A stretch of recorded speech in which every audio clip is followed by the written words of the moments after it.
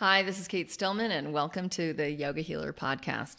So on today's show, I'm going to talk about a 1-week challenge around intermittent fasting. And for those of you who haven't really heard much about intermittent fasting, this will be a really great place to start. And for those of you who need a jump start in your intermittent fasting, this will also be a great place to jump start.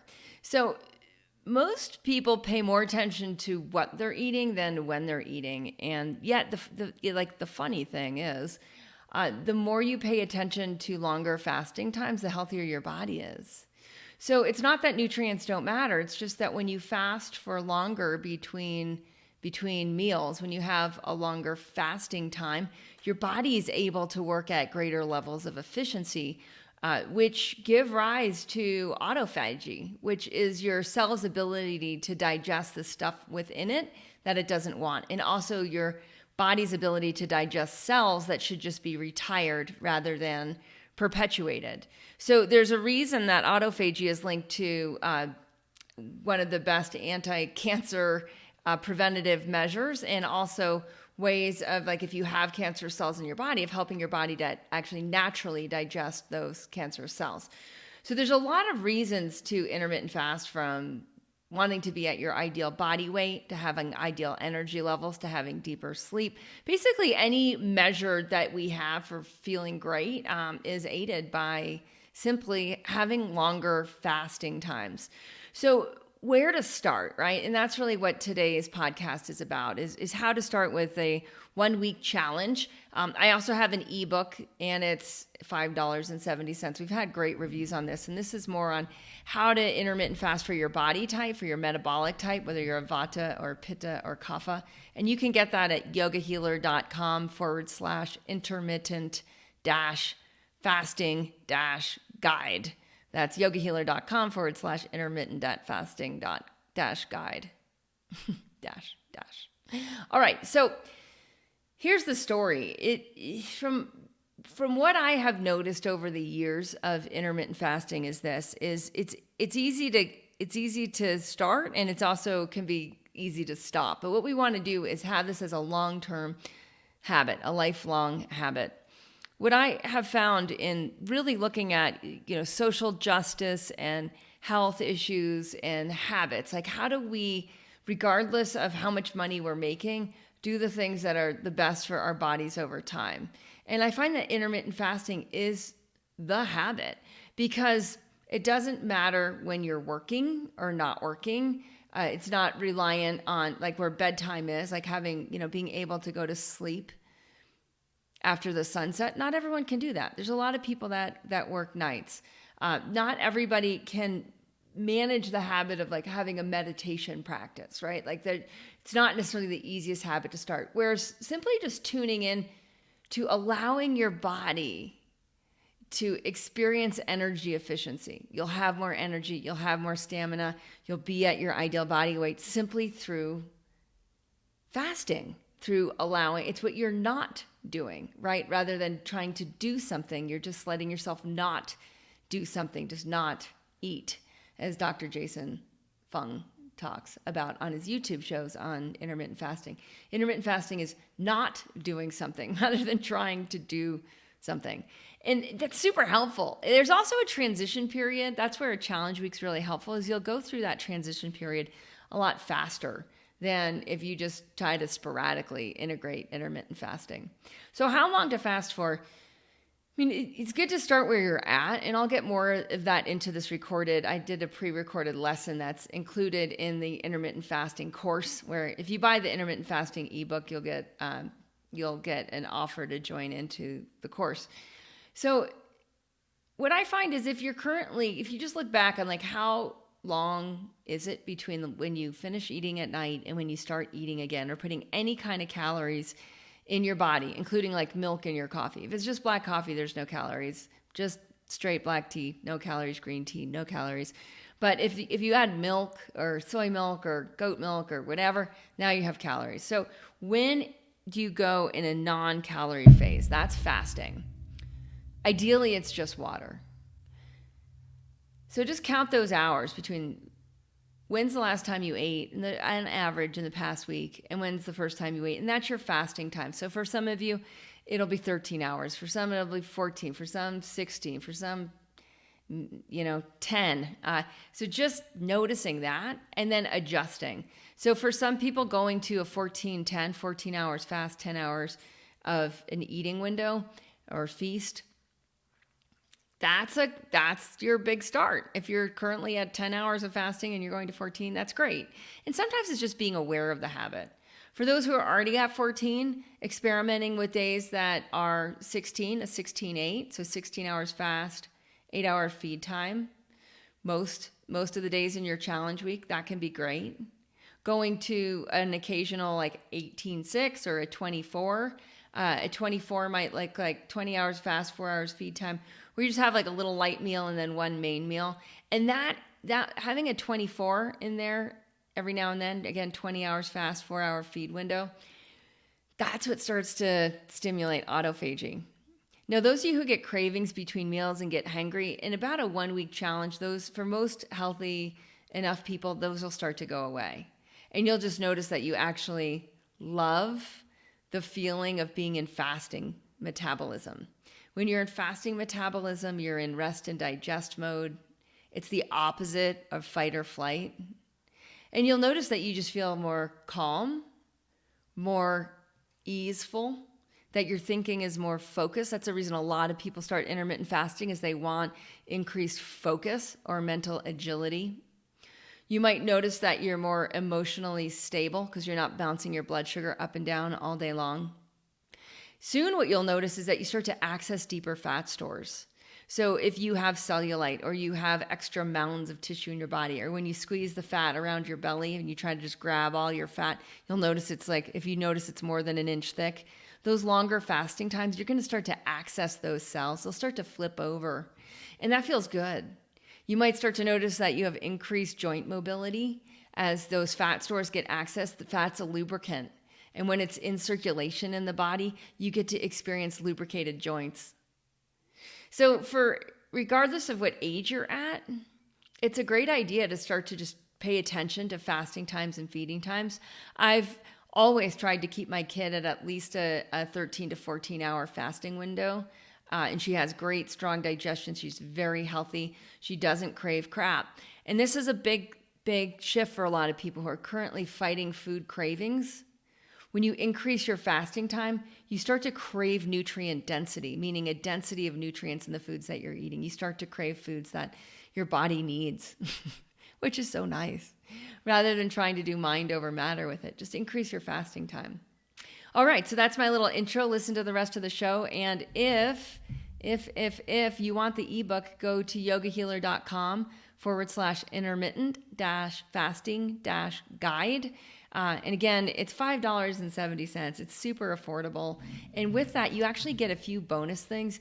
I've included a Ayurveda and healing seminar in that will really help you jumpstart your intermittent fasting and next level of healing training. You also get a one-on-one body goal session for free with my Yoga Healer coaches. So that'll just help you focus on like how to adjust into your intermittent fasting, whether it's your challenge week or post-challenge week.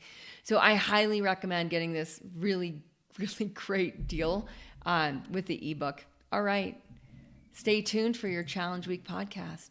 About 2 decades ago, when I was reading Dr. John Douillard's book, Mind, Body, Sport, one of his initial books, he talked about doing a 1-week challenge to get your biorhythms into sync. And I was reading about, from his perspective, how it's just so much easier to do something for a really set, short period of time, just to start on a Monday and end on Sunday, right? And just to have this as a set period of time, like, this is it. I'm just going to, for 1 week, try this out. And the reason is that you can start to get a before and after effect. You can see what was going on before and after, and actually a week. And a lot of people, we don't believe often actually that we can make so much change in a week, so much change in our rhythm, and have an experience of either having more energy or having deeper sleep or experiencing weight loss or deeper fat metabolism or stabilized blood sugar.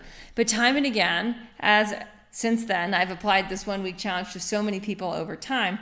what I found is that like it's absolutely amazing. Someone who's had hypoglycemia or hyperglycemia for 10, 20, 30 years can experience like 80% improvement in 1 week. It's wild. And it's because if we start to align to the biorhythm, to the circadian rhythm, right? We have the Pitta time of day, we have the Vata time of day, we have the Kapha time of day. And as we start to sync up with, the power of digestion, absorption, of rhythmic eating, of rhythmic sleeping, what happens is the biorhythms naturally reset into the pulse of the cosmos. So we're lining up our own little pulsations of energy. We're lining it up with the big Shakti, with the big universal pulsations. And as we align to the universal, what happens is we experience thrive. And the speed in which this can happen is phenomenal. So I hope I pumped you up to do a 1 week challenge in rhythmic eating. And what I'm going to do is I'm going to walk you through the prep worksheet now. So you can take that out, or you can simply do it as I'm talking through it. Again, like get out a new piece of paper. And the first question always is why? Like, why do you want to do this? Why do you want to do a 1 week challenge? Why do you want to try something new? And in this, it's going to quickly uncover like, what are you hoping for? What is your goal? If you have a target, what is this target? And don't worry, it can be completely personal to you. Of maybe it's just that you've been really anxious lately and you just want to see what it's like to go to work from a place of deeper rhythm, and see if that, just test and see if that anxiety goes away. The idea of like, what is actually the bullseye in this target? What happens when you actually hit your bullseye? And you might come up with a few reasons why you want to do this. Maybe you want to experience deeper energy, deeper sleep. Maybe you want to metabolize your fat, and you have excess fat stores in your body. You want to bring those into metabolism. Maybe you want to see if your skin can get softer, if you can clear up acne. Maybe you want to see if you just get along better with the people in your life. That if you're really critical and frustrated with people, maybe you want to see like, hey, can I lower that? So again, come up with your what, come up with your whys. And then my question, and this is a really important question, is what does success look like for you in terms of this rhythm? Can you define success on your own terms? And for some of us, it's like a 1 week challenge, and we want to do 100% every day, 7 days, 1 week, give it us all. Awesome. That's awesome. And maybe that's not you. Maybe for you, it's like 1 week challenge, looking at your week ahead. Maybe you got kids at home. Maybe there's a lot going on. Maybe your partner's out of town. Maybe you've got a big, week at work, and you want to do this challenge during a big week at work or whatnot. Or maybe you're traveling and you want to do this while traveling. What does it look like for you? And you don't have to compare this to your buddy if you're doing this with a buddy. You're just really looking particularly for you. What does success look like? So press pause now and take some time to actually absorb you. What does it look like? How do you do this your way, this 1 week challenge, so that it's challenging enough that it is a challenge, right? It's not just Kaizen, which is really not challenging inherently. This is a challenge. Like you want to see a bit of a before, usually there's a before and an after. And what is this for you? What would success look like for you after your 1 week? And now my question, after you figure that out, and again, press pause if you haven't, is what is a healthy challenge for you in terms of your fasting time and your feeding time? So again, we're getting into rhythmic eating. And when is your fast time for your challenge week? So again, you want to be thinking, if you're currently doing a 13-hour fast time, maybe you want to experience like, hey, can I do in this challenge week, can I do a 15-hour fast time? If you're already doing a 15-hour fast time, you might just experience like, what is it like when I do a 17-hour fast time? And just start to see, just start to notice. And again, there's not a better than or worse than. There's really just for you and your target. Some of you are doing a longer fast time, but you're snacking throughout the day. So then it might just be, for you, it could be something like just doing, say, 2 meals a day, and you're sticking with a 16-8. And you have your 8-hour fast time, and you're fasting between we'll say you're fasting between, you want to try to eat a little earlier. So you're doing the 5 p.m. and then you're doing the +4. So 5 + 4 is 9 a.m. Simple enough. So take a moment, press pause, figure that out. My next question in here is just for you to actually reflect on this and what would be too much? What would lead to an unhappy face? What would just totally set you off? Like you're setting the challenge too high. It's so important that you recognize what would be unreasonable. So take a moment and see if you can see what would be unreasonable and see if you can make that into something that's reasonable, that you're like, that is a challenge, but it's a reasonable challenge. Again, press pause and think about this for yourself. The more you process this now, the better you're going to set yourself up for your challenge. And again, all of these questions are in the 1 week challenge prep sheet. All right, your next question is, are you going to do this with a buddy? Who could you talk into this? And if so, write their name down and then find out from them exactly all of the answers to all of these questions, so that you start to see their challenges and what they want and what success looks like and when they're feeding and fasting times again. And it doesn't have to be the same. The point isn't to align up with them for it to be the same. The point is for you just to be able to know and for them to know your what and your why. And you won't believe how actually important this is, but as you listen to someone's what and their why, that's going to be the chief motivating factor for when the challenge is actually challenging. So make sure you both get very grounded in your what and your why. Don't blow that off and just go into, this is going to be my fasting time. This is what's going to be my feeding time. This is what success looks like. Because what you'll notice is you get into the challenge, if you know your partner's why, like their deeper why is they want to stabilize their blood sugar, their energy, their rhythm so that they can be a better parent. And the reason they want to be a better parent is their child has this issue that's going on with school. And a lot of it they can actually link to some of their own shadow behaviors and whatnot. It's important to know that. So that then when it's challenging for your friend, it's like, wait, this is so important. You're trying to get Joey on track. Like, this is important that you do this for you because you know that it'll impact how you're parenting. Again, if you have a buddy, you can both join the Yoga Healer Facebook group. If you just Google Yoga Healer group and it will pop up and you can both be in there. Often we do this challenge in the Awake Living course, and your buddy might not be in the Awake Living course. Don't worry about it. You can go in there. If your buddy is in the Awake Living course, awesome. You can just connect on the Awake Living course, or you can just look for a buddy in there. I do want to recommend, though, it's actually great to do this with someone who's not in the course to have as your buddy. And the reason why is it'll grow your community. When Winston started doing this intermittent fasting with me, or this rhythmic eating with me, we noticed right away that we could help each other stay on track. All right, the next question is, what are the dates? So go ahead and look at your calendar and see when are you going to do this. And this is something, it's better if you can overlap this with your buddy and say like, okay, this is the week, this is my challenge week right in here. This is when we're going to do it together. If it doesn't work perfectly for the other person, you can still support each other. You know, say you're a week off or a few days off, it's okay. What you want to do though is mark it. You want to have a start and you want to have an end. This helps a 1 week challenge a lot. Obviously at the end, you're going to evaluate.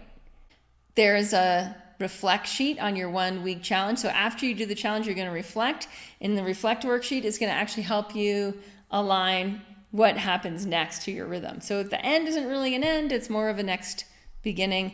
For the sake of this, you need to schedule this. Start, end date. All right, the next thing, you're going to outline your schedule. This is important to do so that you know going into it exactly what you're going to be doing when. So the first thing is, when are you going to be breaking your fast? You have your hours now.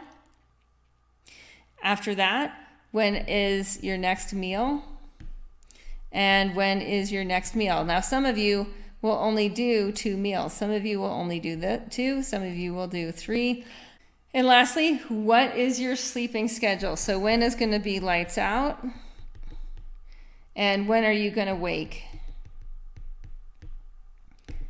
This is what you want to get on the same page with when you are meeting with your buddy, which I would do daily. I would have daily check-ins with your buddy for just 5 minutes. Hey, what did you do yesterday? And that's what you're going to do. You're going to say like, what did you do yesterday based on when you said your feeding times or fasting times were? How did you do? Sleeping schedule. And then what are you going to do today? And what do you need help with? And you're just more or less going to be reporting with your buddy. And it's fascinating how simply reporting to another person helps us make better decisions that day. All right, that's it. At this point, you should be scheduled and set for your 1 week rhythmic eating challenge.